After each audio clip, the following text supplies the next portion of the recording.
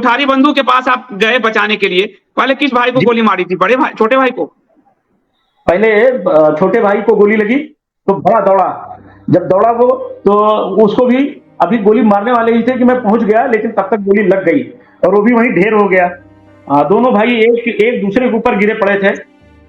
वो मैं बचा नहीं पाया। मुझे बहुत दुख है इस बात का कि जो लोग 3 दिन मेरे साथ रहे, मेरे साथ जिन्होंने वेदांती देवराम दास वेदांती के मंदिर में खिचड़ी और पूड़ियां खाई थी, मेरी आंखों के सामने उनका खून बह रहा था और तड़ तड़ तड़ तड़ मेरे सिर में गोली लगी, जबड़े में लगी, टूट गया, लटक गया था जबड़ा।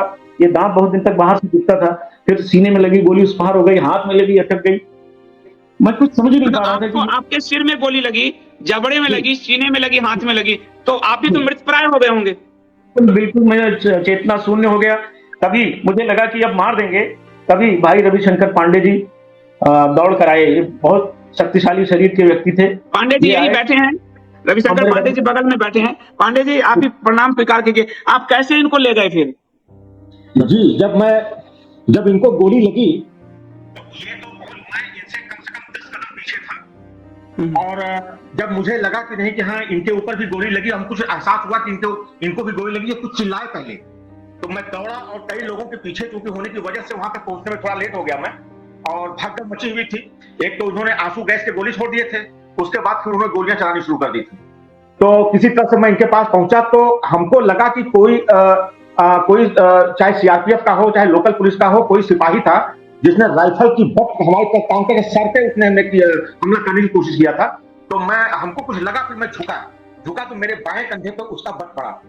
तो मुझे तो लगा कि वो बायां कंधा तो वैसे उस समय तो दर्द बिल्कुल मुझे एहसास नहीं हो रहा था दर्द का, लेकिन काम करना बंद कर दिया क्योंकि इतनी चोट इतनी भयावह थी कि बिल्कुल दर्द का एहसास ही गायब हो गया। मैंने देखा इनको, ये वहीं पड़े हुए थे लटपट। इनको मैंने दाहिने हाथ से ऐसे उठाया, बहुत दुबले पतले थे ये, उसमें बहुत ज्यादा शरीर इनका हल्का था। तो मैंने इनको उठाया दाहिने हाथ से और उठाने के बाद मैं दौड़ा आगे चल करके। तो वहां दौड़ा तो वहां एक गली है, उसी गली में तो सब हो रहा था। तो आगे जाकर के 2 गलियां मिलती हैं। तो जो शहीद गली है, शहीद गली वही है? जी हाँ जी, वो पहले वो लाल कोठी हुआ करती थी, लेकिन उसी घटना के पश्चात उसका नाम शहीद गली हो गया। तो जब मैं दौड़ा इनको लेकर के तो वहां पे सारे दरवाजे बंद, चूंकि वहां आंसू गैस के गोले छोड़े गए थे, गोलियां चली गई थी और चित्कार मचा था, चीख पुकार मची थी। तो सब लोग घर के अंदर दरवाजे बंद करके, कोई झांकना भी नहीं चाहता था कि क्या हो रहा है। डर सबको था, सबके परिवार बच्चे थे। लेकिन एक बुजुर्ग महिला थी, तो उसने जो है किसी भी तरह से शायद देखा हमको आते हुए, तो एक लगभग 3 फीट 3.5 फीट का दरवाजा था, उसको आप खिड़की मान लीजिए या दरवाजा मान लीजिए। उसने खोला और खोलने के बाद मैं तो वहीं गिर गया। गिरने के बाद इनको लिए दे गया, लेकिन फिर भी हिम्मत करके मैंने इनको घसीटा। घर के अंदर से होते हुए वो महिलाएं, 3 महिलाएं थी, तीनों उस समय बुजुर्ग थी, उस समय अधेड़ थी। तो ये तीनों महिलाओं और मैं मिलकर के इनको घसीटने के बाद सड़क, वो गली जो है उनका घर का एक दरवाजा सड़क के परली तरफ जाता था, जिधर मेन रोड था। मैंने इनको खींचा और खींचने के बाद उस तरफ से आकर के उधर और भी लोग मिले, लाद करके इनको स्थानीय अस्पताल ले गया था मैं, श्री राम अस्पताल। तो श्री राम अस्पताल ले गया था तो वहां डॉक्टर ने कह दिया कि जरा मुश्किल है, आप इनको यहाँ से इन्होंने रेफर कर दिया, जिला लेके जाइए। तो हम लोग 2 लोग और आ गए, फिर 3 लोग हम लोग इनको लादे और लाद करके जो है, रिक्शा चलता था उस समय, कोई भी अपना साधन देने के लिए तैयार नहीं था, न किसी भी तरह की कोई रिक्शा चलता था। रिक्शा पे इनको लादे हम लोग और लाद करके ले गए जिला अस्पताल। तो खैर वहां इनका जो प्राथमिक उपचार था हुआ, उसके बाद इनको लखनऊ रेफर कर दिया गया था और वो एम्बुलेंस से इनको लखनऊ भेजा गया। फिर हम लोग वापस आए, ग्राउंड जीरो पर गए। तो जब वहां हमने देखा आकर के, तो जहां पे गोली चली थी, जहां, तो वो जो है ये अभी तक वो लोग पड़े थे। 1.5 घंटे का समय हो गया था, कम से कम 1.5 से 2 घंटे लग गया था हमको इनको ले जाना वहां श्री राम अस्पताल, फिर जिला अस्पताल जो कि 7 किलोमीटर है वहां से, फिर आना वहां से। और मैं अपना दर्द में भूल चुका था। जब मैं वापस आया तो देखा कोठारी बंधु वहीं मरे थे, महेंद्र नाथ अरोड़ा वहीं पड़े हुए थे और रमेश पांडे भट्ट वहीं पड़े हुए थे और राजेंद्र सरकार, बहुत ही अच्छा लड़का था, 16-17 साल से लड़का था वो वहीं पर पड़ा हुआ, वो तो कुएं में गिर गया था, बगल में कुआं था, उस कुएं में जाकर के वो मर गया था बेचारा। और भी ऐसे अपरिचित लोग, बाहर के लोग ऐसे कि कम से कम 350 लाते वहां, एक के ऊपर एक। आज भी उस गली में गोलियों के निशान मिल जाएंगे आपको, जहां पे गोलियां चलाई गई थी, दीवारों पे गोलियों के निशान मिल जाएंगे।